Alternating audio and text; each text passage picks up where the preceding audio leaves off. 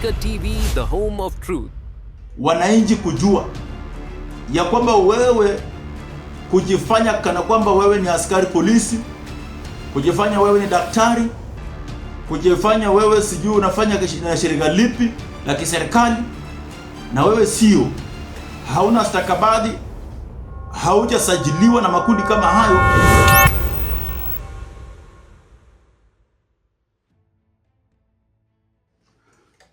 Good morning, guys. Welcome on this episode today, the constitutional awareness. My name is Ben on Baker TV, and I want to welcome you again as we go through the Constitution of Kenya.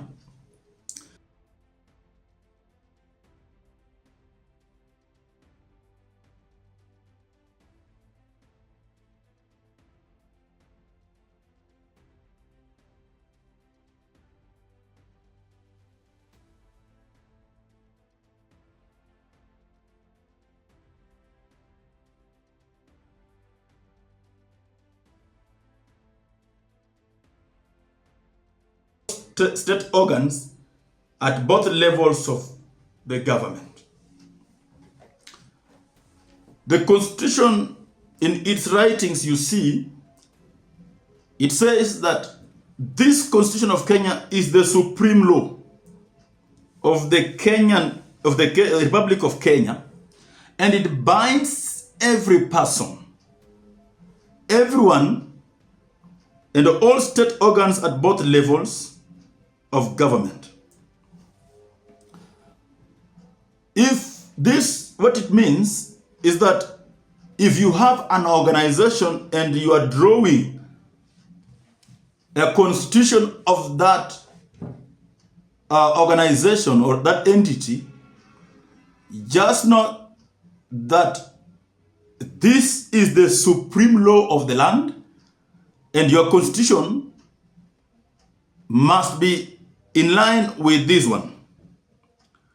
So, if the Constitution, this Constitution of Kenya 2010, is the supreme law which binds everyone everywhere, including religious leaders, including the members of fourth estate, including the members of security, and every other person, mwananchi wa kawaida, that this law binds you. When you voted and passed this law, then it binds you that you must follow and adhere to it. Article 2 says, no person may claim or exercise state authority except as authorized under this Constitution. This is where now people who are imposters, people who impersonates. For example, somebody impersonates to be a police officer, somebody wants to impersonate to be a doctor, then that person is actually violating this Constitution. If you want to exercise the authority, the powers, the law under this Constitution, then you must be authorized by this Constitution. Authorized. You must be an authorized person. You know? You want to attend to a person as a medical officer, you must be authorized, because health is a fundamental right of Kenyan people. You want to be a police officer, you must be authorized, and there are institutions that do that, there are recruitments that do that. You cannot exercise.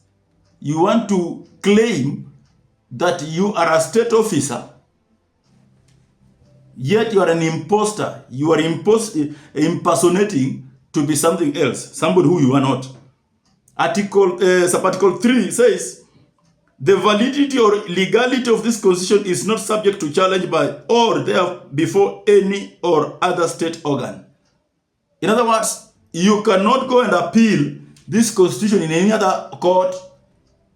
You cannot go and say that I want to appeal it, I want to challenge it in court, I want to take it to tribunal, political party tribunal. I want to take it in a religious vote. This Constitution is the supreme law. So it cannot be challenged in any court.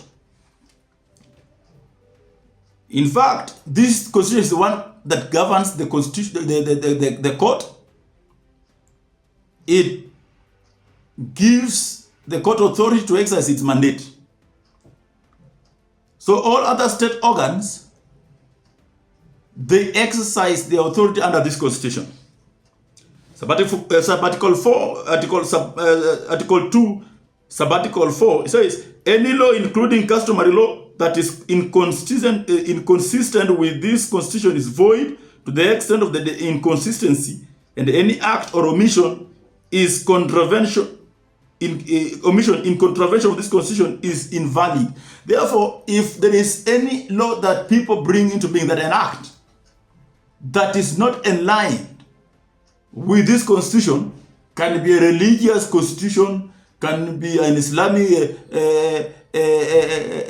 a church constitution, you know, a Muslim constitution, that wants to violate, or it is intended to violate this constitution, then the constitution says that constitution, that article which you have written and it wants to govern your organization, it is actually contravening this constitution, and therefore it is invalid, it is void, because of the inconsistencies that can be found there.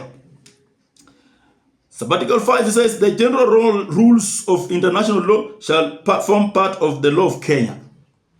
So the international law forms the laws of Kenya, forms part of the law of Kenya. It is part of the law of Kenya. Then Article 6 says any treaty or convention ratified by Kenya shall form part of the law of Kenya under this constitution. So if Kenya enters into a treaty with a certain nation, then that treaty forms part of the laws of Kenya. Therefore, it is important for everyone to understand, wananchi kujua ya kwamba wewe kujifanya kana kwamba wewe ni askari polisi, kujifanya wewe ni daktari, kujifanya wewe sijui unafanya na shirika lipi la kiserikali, na wewe sio, hauna stakabadhi, haujasajiliwa na makundi kama hayo, ni kinyume na sheria, unaweza kustakiwa na kufungwa. Therefore, Kenyans out there just know that you cannot impersonate to be a police officer, to be an army officer, to be a DCI. It contravenes the law, the constitution, and therefore it is illegal.